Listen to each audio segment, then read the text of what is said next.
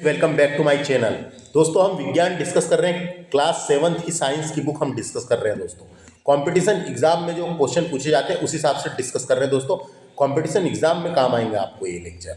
तो आपको बता दूं इस लेक्चर में मैं चैप्टर नंबर 13 को डिस्कस करूंगा दोस्तों, गति एवं समय। इसके अलावा चैप्टर नंबर 14 को भी डिस्कस कर लूंगा, विद्युत धारा और उसके प्रभाव, क्योंकि काफ़ी बेसिक जानकारी दी हुई है इसमें जो आप लोगों को पता ही है, लेकिन हम पूरे लेक्चर से डिस्कस कर रहे हैं इसलिए इनको भी डिस्कस करेंगे। आइए शुरू करेंगे ज़्यादा बातें ना करते हुए। चैप्टर नंबर 13 है क्लास 7th की विज्ञान का बुक का, गति और समय। तो गति और समय के बारे में थोड़ी जानकारी दी हुई है बेसिक, तो कंपटीशन एग्जाम के हिसाब से हम डिस्कस करते हैं दोस्तों। सबसे पहले बता दूं गति क्या होता है, तो आप तो जानते ही हैं गति क्या होता है। किसी वस्तु के समय के साथ एक स्थान से दूसरे स्थान पर जाने को गति कहते हैं दोस्तों। गति की डेफिनेशन क्या है? किसी वस्तु के समय के साथ एक स्थान से दूसरे स्थान पर जाने को गति कहते हैं दोस्तों। यानी वस्तु की स्थिति में बदलाव को गति कहते हैं। वस्तु की स्थिति में बदलाव को गति कहते हैं दोस्तों। इसे इंग्लिश में, अंग्रेजी में मोशन कहा जाता है, मोशन, है ना। ये भी कई प्रकार की होती गति, जैसे एक सरल रेखी गति होती है, वृत्तीय गति होती है, घूर्णन गति होती है, दोलन गति होती है, आवर्ती गति होती है। तो ये सब गति के बारे में अपन धीरे धीरे पढ़ेंगे आगे दोस्तों। अब देखो दूसरा टॉपिक इसमें पढ़ेंगे अपन समय के बारे में। समय क्या होता है तो आप जानते ही हैं, समय एक भौतिक राशि है या घटनाओं के लगातार अनुक्रम को बताता है दोस्तों।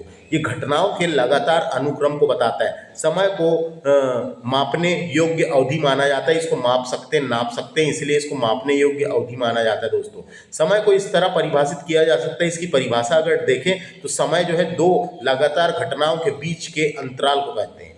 समय जो है दो लगातार घटनाओं के बीच के अंतराल को कहते हैं। समय किसी गतिशील बिंदु से एक बिंदु से दूसरे बिंदु तक जाने का अंतराल को भी कहते हैं दोस्तों। तो ये बेसिक चीज बता दिया मैंने आपको, है ना। बेसिक जानकारी आपको दिया है यहाँ से। अब देखो इससे क्या क्या इंपॉर्टेंट है अपने को इस चैप्टर के डायरेक्ट काम की डिस्कस करेंगे अपन, जो भी इंपॉर्टेंट है दोस्तों। तो देखो सबसे पहले यहाँ पे एक समय जो है मंद भी हो सकता है, यानी धीमा भी हो सकता है। मंद का मतलब क्या होता है? धीमा।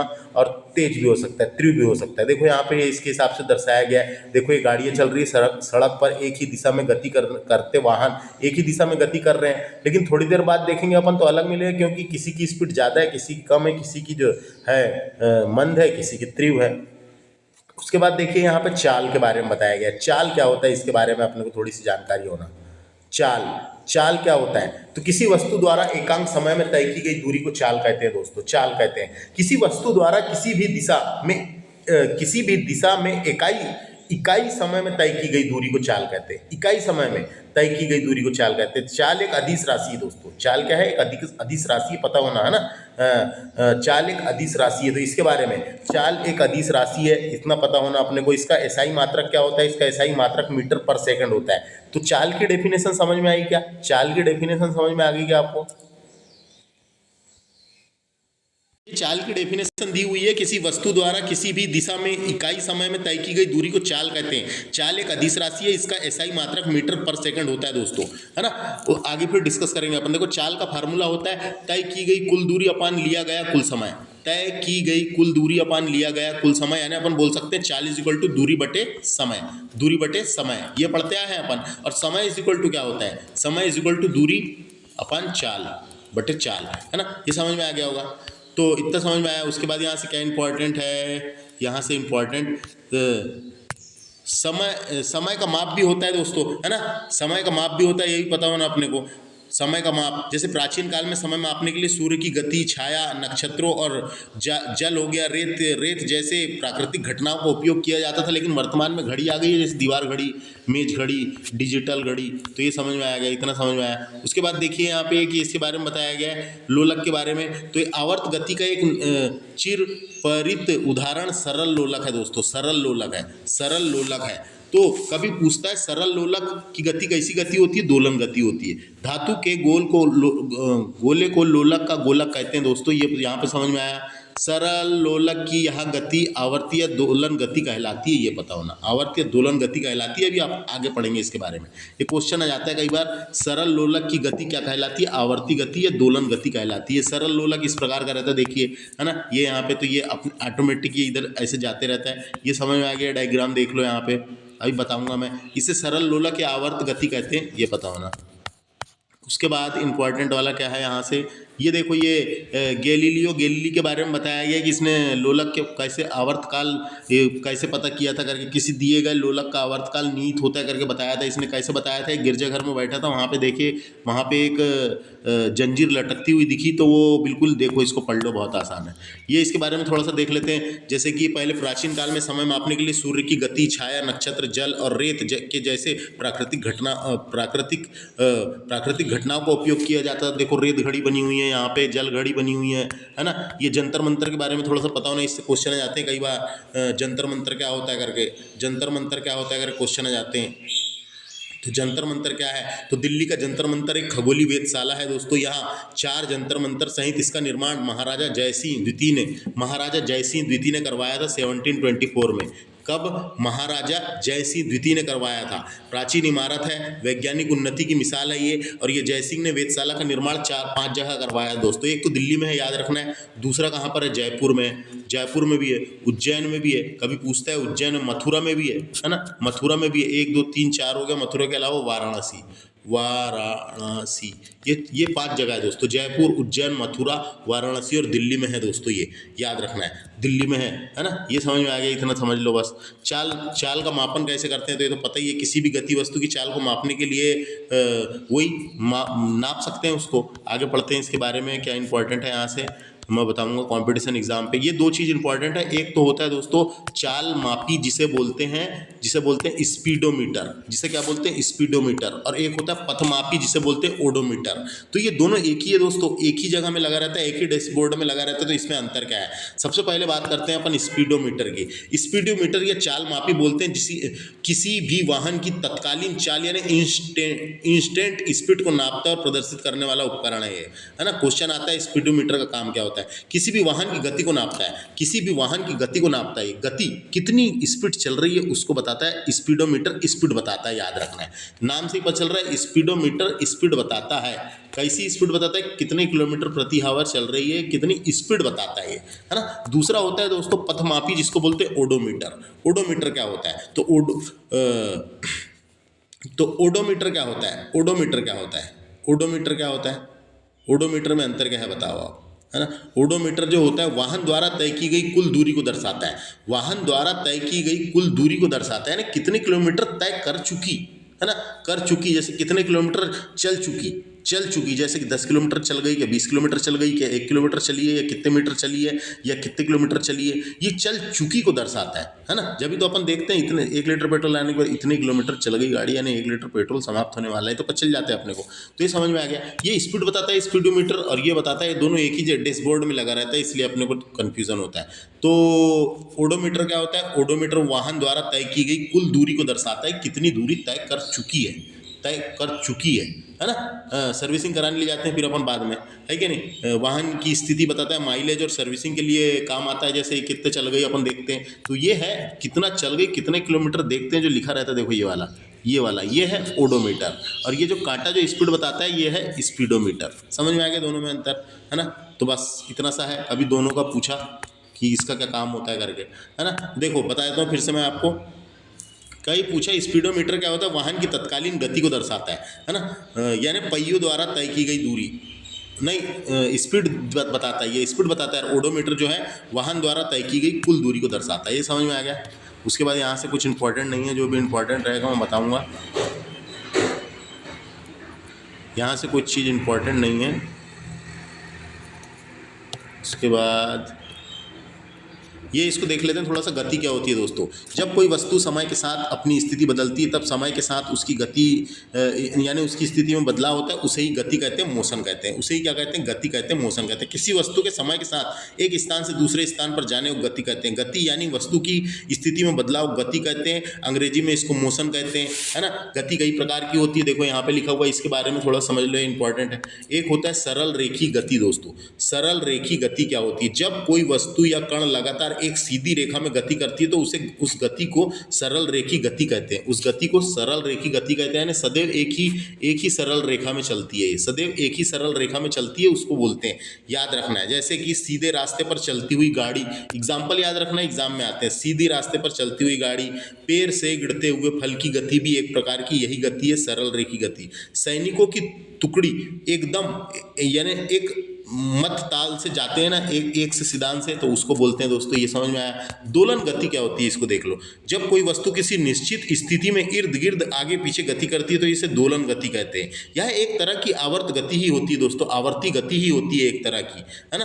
दोलन गति के उदाहरण जैसे कि झूलों का हिलना, झूले का हिलना, किसी वस्तु का बार बार इधर उधर सरकना, तो दोलन गति समझ में आ गया। जब कोई वस्तु एक ही पथ पर एक से अधिक दोलन करती है, यानी एक से अधिक बार गति करती है, तो उस गति को दोलन गति कहते हैं। इतना याद रखना है। उसके बाद होता है एक आवर्ती गति। आवर्ती गति ऐसी गति जो एक निश्चित अंतराल के पश्चात दोहराती है ना। जो गति किसी निश्चित समय अंतराल के बाद दोहराई जाती है उसे आवर्त गति कहते हैं। आवर्त गति के कई उदाहरण हैं, जैसे कि पृथ्वी का सूर्य के चारों ओर घूमना, लोलक का दोलन, मैंने बताया था जब भी, लोलक का दोलन, है ना, उसमें लिखा था एनसीईआरटी में, लोलक का दोलन, झूला झूलना, नदी का बहना भी एक प्रकार का वही है।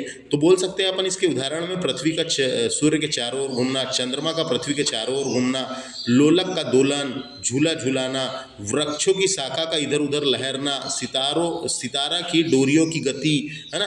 ये सब अभी आगे बताऊंगा आपको। तबला बजाते हैं अपन तो बार बार ठोकते हैं। शिशु का झूला, वृक्ष की शाखा की गति जब हवा चलती है, तो ये आवर्त गति समझ में आ गया।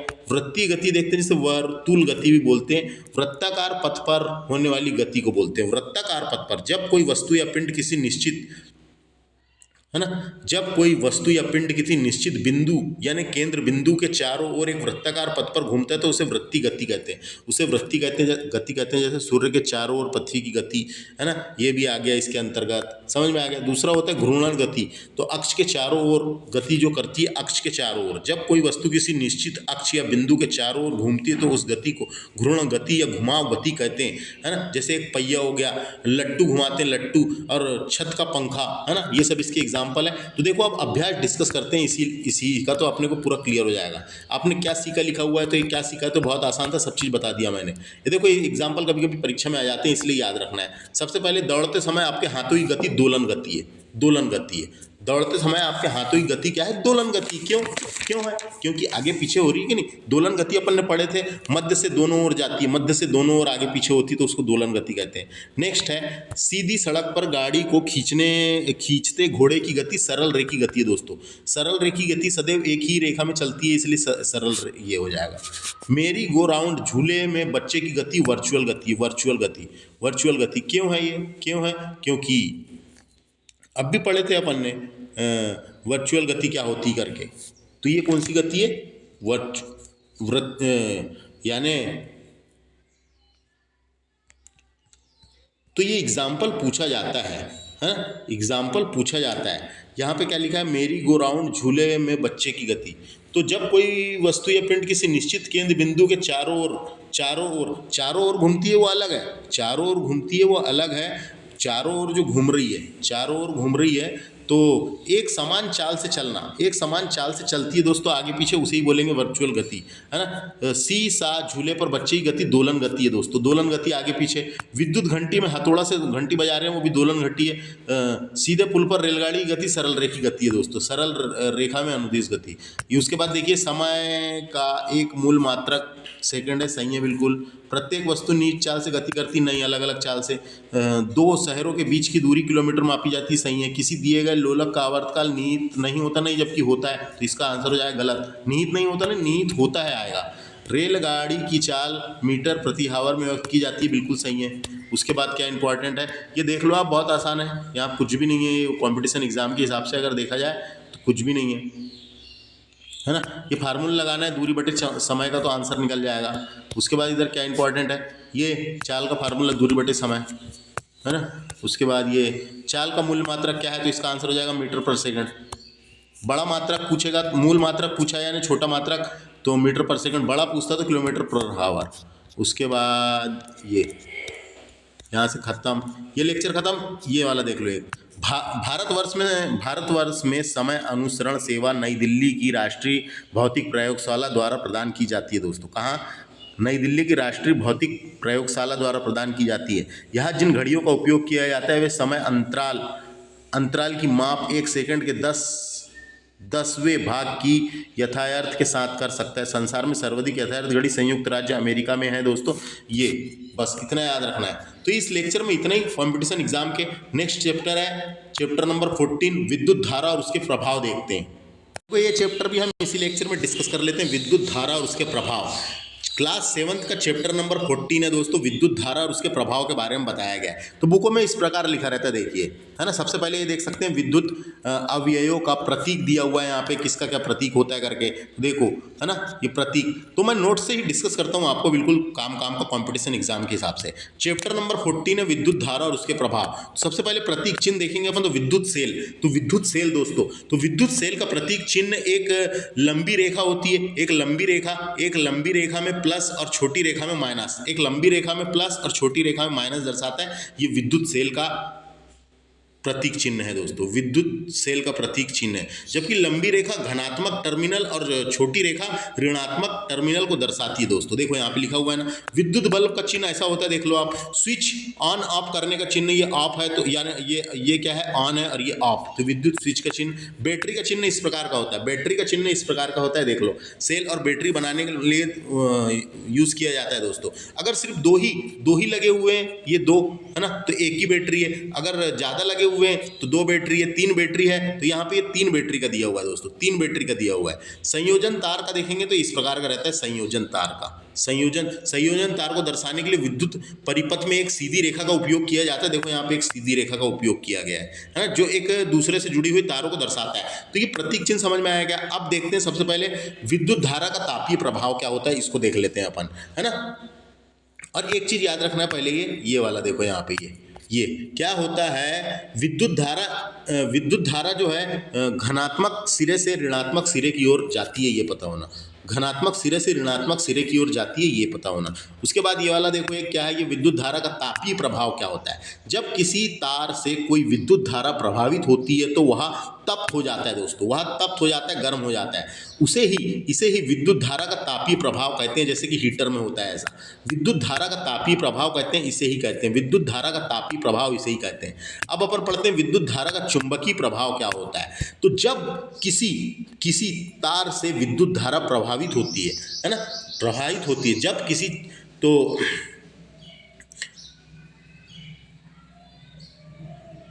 क्या होता है, जब किसी चालक में विद्युत धारा प्रवाहित की जाती है तो उसके चारों ओर चुंबकीय क्षेत्र उत्पन्न होता है। इस घटना को विद्युत धारा का चुंबकीय प्रभाव कहते हैं दोस्तों। इसका उपयोग विद्युत मोटर, विद्युत घंटी, टेलीफोन आदि में किया जाता है। विद्युत ऊर्जा का रूपांतरण यांत्रिक ऊर्जा में हो जाता है दोस्तों, है ना। तो देखो यहाँ पे क्या है, जब किसी भी तार में विद्युत धारा प्रवाहित की जाती है तो वह चुंबक की भांति व्यवहार करता है, चुंबक की भांति व्यवहार करता है। इसे विद्युत धारा का चुंबकीय प्रभाव कहते हैं। वैज्ञानिक क्रिश्चियन ऑस्टेड ने पहले व्यक्ति थे जिन्होंने विद्युत धारा के चुंबकीय प्रभाव को देखा था। तो ये वैज्ञानिक का नाम याद रखना है, कभी पूछेगा किसने देखा था, किसने खोज करी। तो विद्युत धारा का चुंबकीय प्रभाव की खोज वैज्ञानिक क्रिश्चियन ऑस्टेड नाम के वैज्ञानिक थे। इसने सबसे पहले विद्युत धारा का चुंबकीय प्रभाव की खोज की थी, इतना पता होना। तो विद्युत धारा का चुंबकीय प्रभाव समझ में आ गया, इतना ही है इससे, है ना। फ्यूज तार के बारे में थोड़ी सी दी हुई है जानकारी। फ्यूज तार जो होता है, जो विद्युत परिपथ को क्षति से बचाता है दोस्तों, जो विद्युत परिपथ को क्षति से बचाता है, गर्म होने पर पिघल के टूट जाता है और सर्किट टूट जाता है ना। तो समझ में आ गया। उसके बाद थॉमस एल्वा एडिसन के बारे में दिया हुआ था। ये संयुक्त राज्य अमेरिका के वैज्ञानिक थे। इन्होंने विद्युत बल्ब का आविष्कार किया, डायरेक्ट क्वेश्चन आता है। इसके अलावा ग्रामाफोन, चलचित्र, कैमरा और कार्बन प्रेषक सहित लगभग 1300 आविष्कार किए हैं दोस्तों, है ना। 1300 आविष्कार किए हैं, याद रखना है। ये थॉमस एल्वा एडिसन जो विद्युत बल्ब का आविष्कार किया था इन्होंने। नेक्स्ट है, लोहे के किसी भी टुकड़े पर विद्युत रोधी तार से लिपट विद्युत धारावाही यानी कुंडली को विद्युत चुंबक कहते हैं दोस्तों, विद्युत चुंबक कहते हैं, है ना। तो क्वेश्चन ऐसा आ जाता है कई बार, अगर नरम लोहे की कोर में इसमें डाल दिया जाए तो विद्युत चुंबक की ताकत को क्या होगा, तो इसमें वृद्धि हो जाती है दोस्तों। अगर नरम लोहे की कोर में इसमें डाल दिया जाए तो क्या होता है, तो वृद्धि हो जाती है ना।